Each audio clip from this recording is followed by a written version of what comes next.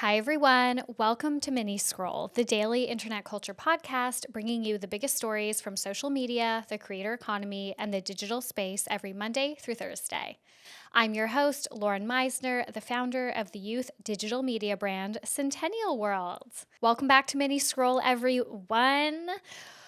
All right, I wanted to let you guys know that I watched Baby Reindeer. My brother and I just finished it last night, and I considered recapping it on today's mini scroll, but I already had 3 stories, and I just don't know where to insert like content updates.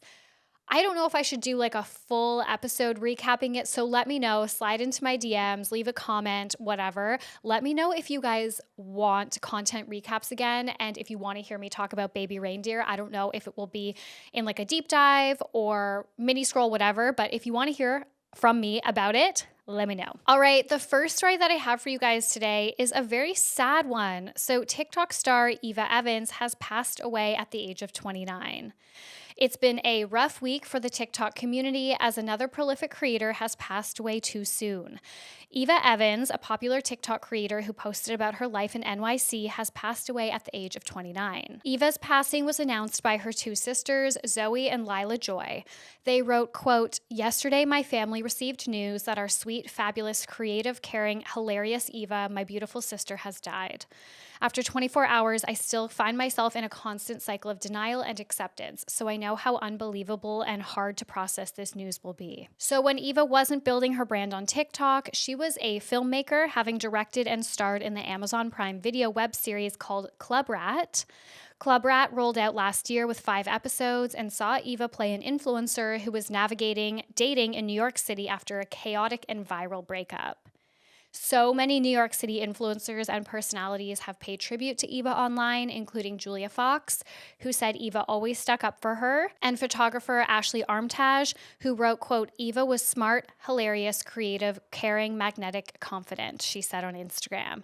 "She moved through the world loving and laughing at everything." So sad. And like I said last week, I really consider how to report on death and if I'm going to report on people passing away on this podcast, but I feel like when they are a prolific creator that has made an impact, like clearly Eva had, then I think it's important to kind of pay tribute to that and touch on her legacy. So very, very sad. All right, the next story that I have for you guys is that Brit Smith has set the record straight on JoJo Siwa allegedly stealing her song Karma. So singer, songwriter, and model Brit Smith has finally addressed the accusations that JoJo Siwa stole her song Karma. JoJo released Karma earlier this month as her first kind of grown-up single. As we know, JoJo's rebrand has been highly criticized, as has her new music. One of the most contentious parts of this rebrand is that it turned out that JoJo's single Karma was actually a song that was originally performed by Brit Smith in 2012. So somebody leaked the Vimeo music video of Brit initially singing this song, the music video from it, and then Brit actually released the song herself. I don't know how I feel about that move, but I also understand just from like your own personal perspective, wanting to capitalize on this moment. Like TikTok users were so excited to hear Brit's version, and many people said that it was better than JoJo's. So I understand wanting to release it. Okay, so this all led to accusations that JoJo stole Brit's song. So there is so much misinformation going around about JoJo's rebrand, and so many people are accusing her of lying about writing her own songs, which she has never said. And in relation to Karma, she actually spoke about her first reaction, the first time that she heard the song, in an interview with Billboard. So she talked about like the lyrics that were presented to her and how she felt about singing that song. In my opinion, that makes it pretty clear she didn't write the song. So after weeks of JoJo being dragged, some of it is rightfully so, okay? Like, I'm not trying to be a JoJo apologist, but I just feel like we need to operate off of facts. And when it comes to JoJo's rebrand, nobody wants to hear the facts. They just have so many feelings about it, and they're just throwing things out and claiming that she is like lying about this or doing that when none of that is true. So Brit Smith has taken to TikTok to talk about or address JoJo, quote unquote, stealing her song. She said, "I am here to set the record straight once and for all. JoJo did not steal my song. There's been a lot of talk and a lot of comments, and they just keep going. So I thought, let me come on here and hopefully put an end to this." She was totally in the right to record her version, and I hate to see that anybody would think I'm a part of any kind of bullying or anything like that. I was bullied in high school, and I know what that feels like, and I would never want to be thought to be any part of that. I just want to make it clear that JoJo has done nothing wrong to me. Also, just to say on the other side of that, I am so grateful to you guys for the support and love you've shown me on my version.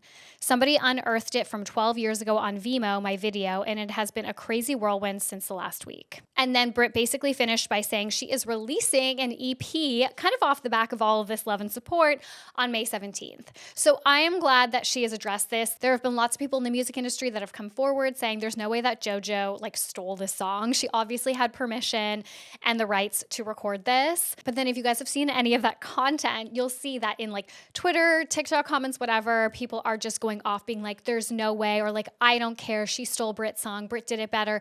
Just not believing that JoJo didn't steal this song. That would be just highly illegal. She is so visible. She is very, very famous. She did not do this with the proper kind of procedures in place, the processes in place. But anyways, so that puts that to bed.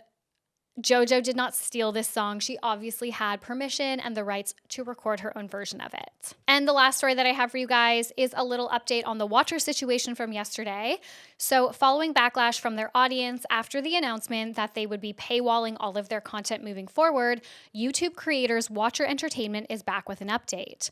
In a new video posted today, Watcher creators Stephen Lim, Ryan Bergara, and Shane Mage said they, quote, messed up and are taking the feedback seriously. So they started this video by apologizing for their previous video, which they posted on Friday. They apologized to their audience for not making it clear how important the Watcher viewers are to them and for failing to acknowledge that the viewers are really the reason that they have a platform to begin with. And then they went on to say sorry for implying that the price of $5.99 a month, which is what their paywall content will cost, is an amount of money that anyone can afford. Now, the creators have made some changes off the back of this feedback.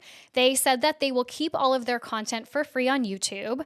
And for those who have signed up for their subscription service for their paywalled content, they will just get access to that content 1 month earlier and ad-free. And finally, they addressed why they chose to launch their own platform. Basically, they said it's been difficult to stay relevant to advertisers as the YouTube landscape has changed. And I don't know if this is true or not, but they said, and it sounded pretty honest, that if they hadn't chosen to go with this model, if they were just going to stick to what they were doing with YouTube and their Patreon, they would have either had to lay off a bunch of their staff or they would have had to just close the Watcher Entertainment company altogether. And they didn't want to do that. They wanted to give it its best shot. So that's the update on that. I think it's pretty rare that we see people flip-flop so easily. So maybe I will take back what I said yesterday, which is that they knew how much of their audience would not sign up to it. I mean, maybe they still did, but I just feel like the immediate flip-flop, it's either because the backlash was so intense and so unexpected, which I think is part of that. And like I was saying yesterday, the fact that they got all this mainstream press over it in a negative way, I'm sure impacted their decision to do this. But then also I feel like their kind of flip-flop tells me maybe this wasn't a very thought-through decision. I don't know. Anyways, guys, that is it for Mini Scroll today. Thank you so much for listening. Please remember to rate, review, and subscribe. I love you guys so much, and I will talk to you guys tomorrow. Bye.